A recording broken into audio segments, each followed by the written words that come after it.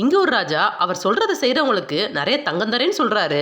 இது தெரிஞ்ச ஒருத்தன் ராஜாவை பாக்குறதுக்காக வர்றான். ராஜா அவங்கிட்ட ரெக்க வச்சிருக்க டிராகனோட தலையை வெட்டி கொண்டு வா, உனக்கு நிறைய தங்கம் தரேன்னு சொல்றாரு.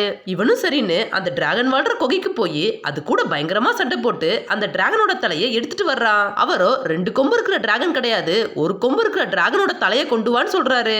இதனால அவன் கொண்டு வந்த டிராகனோட தலையை அரண்மனை விட்டே தூக்கி எறிறான். அப்புறம் அவர் சொன்ன மாதிரி உள்ள டிராகன் இருக்க குகையை கண்டுபிடிச்சு அது கூட சண்டை போட்டு அதோட தலையை வெட்டி கொண்டு வர்றான். இது அந்த ராஜா கிட்ட காட்டுறான். அவரோ அதுக்கு தலையில கொம்பு இருக்க கூடாது, மூக்குல தான் அதுக்கு கொம்பு இருக்கணும், அந்த டிராகனை கொண்டு வான்னு சொல்றாரு. இவனும் சரின்னு அவன் கொண்டு வந்த டிராகனோட தலையை வெளியில தூக்கி போட்டுட்டு அவர் சொன்ன மாதிரியே இருக்கிற டிராகனை தேடி போறான். அது கூட சண்டை போட்டு அதோட தலையை கொண்டு வர்றான். இப்ப அவரோ பெரிய பல்ல இருக்கிற டிராகனை கொண்டு வந்தாதான் தங்கம் தருவேன்னு சொல்றாரு.